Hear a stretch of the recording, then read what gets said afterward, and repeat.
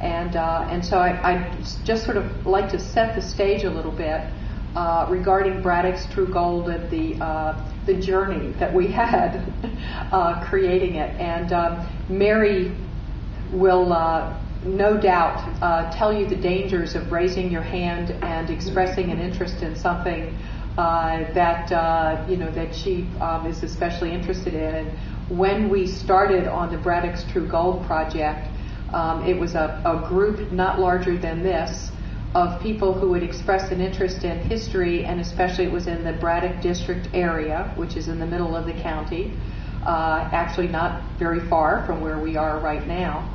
And all of us were interested in what had been here before, and I particularly am fascinated when I like to run, I like to walk, and every once in a while I look around and my mind just sort of wanders about what was here before our current houses and our current shopping centers and our current roads and highways.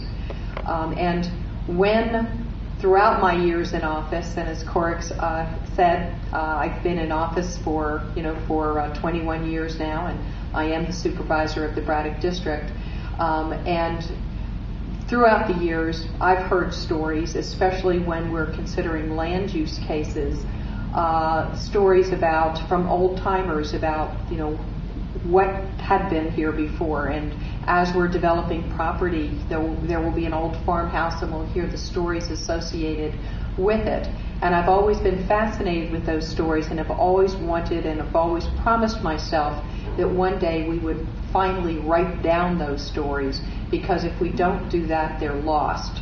So history is what we've managed to capture. Actually, it's the telling of the story, and probably about 90% of what's happened actually is lost because no one ever bothered to write it down and capture it in writing, or capture it as oral history, so that we do remember and we do learn from our history.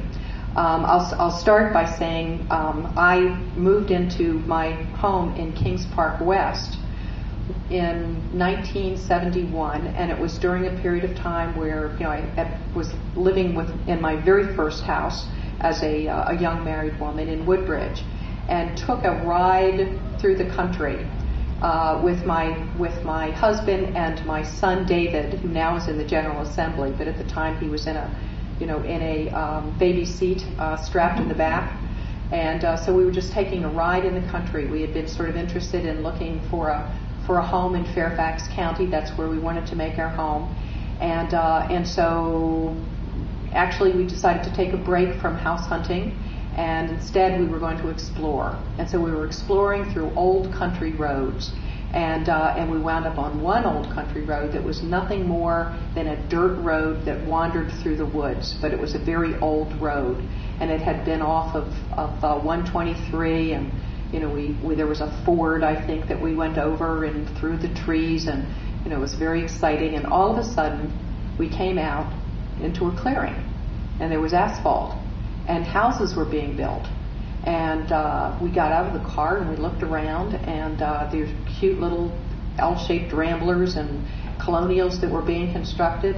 And from our perspective, having arrived through the woods, it seemed as though this was a brand new subdivision in the middle of the woods, and it kind of was, except that when we actually went into the model home and looked at the map, we could see that actually we were off of Braddock Road, and we had come through the woods on what was a very old Guinea Road. And of course, Guinea Road has changed tremendously, but it was a time of tremendous change. It was during the early 70s, and Kings Park West and Middle Ridge and Country Club View and North Springfield and Annandale, all of these older neighborhoods were being developed at the time. And we didn't really think at the time of what a transformation it was. But we really were making a shift from an older dairy farm community, little farms and little houses, little villages, to our present day subdivisions and shopping centers. And now we're transforming still into a more urban community, And we also realized that we need to have more walkability so that we don't always have to get in our car and travel someplace like we used to and we still do with the kind of development pattern that we experienced at that time. So anyway, that's my story, and I knew that there were many more, and I was looking forward to a chance as a supervisor to have pull together a group of people who were similarly interested in history so that we could capture some of the old stories like what I just told, only better, from people who had been here even longer. And at a meeting like this, I asked people what they were interested in doing.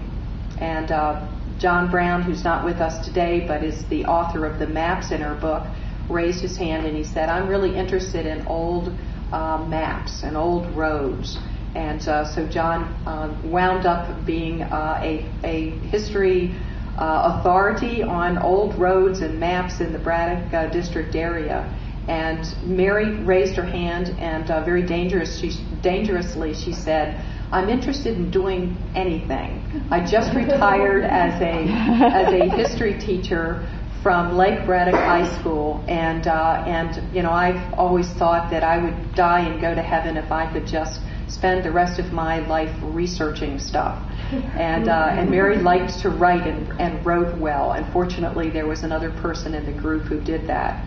And that began the journey of our working on a book and a web page and maps to capture the story and what was here before.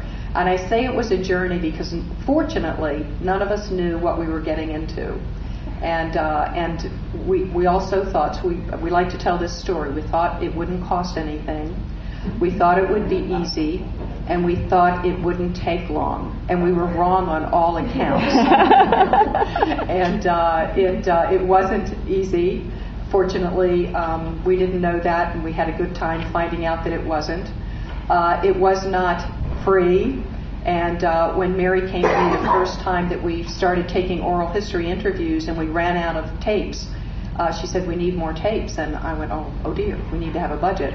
And so I cashed a check for $100 and put, some $20 bills in my desk drawer. And I told Mary and other members of the group, whenever you need something, just go into the drawer and help yourself.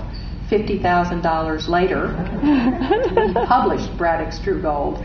And thanks to the sponsorship of businesses in the community who were interested in contributing to telling the story and who actually had a role, many of them were developers who had a role in the transformation and looked forward to being able to tell that story. And it took longer than we thought. Originally, we put together a 6-month schedule. We thought, how hard can it be? And then later we revised the schedule to be about a year, and that actually was extremely ambitious. And anyone who has heard us say, that it took as long as a year is amazed, because that actually is a pretty short period of time to do an undertaking of this sort. So that was the journey and the story of Braddock's True Gold.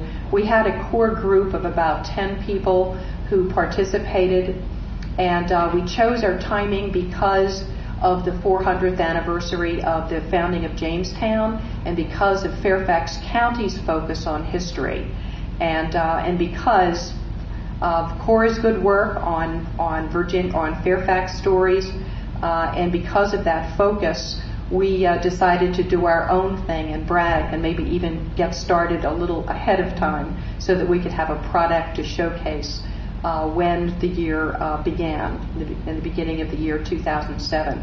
So with that, I think I'll stop and ask if Mary would like to share part of the adventure, and then we're happy to take some questions. Mary?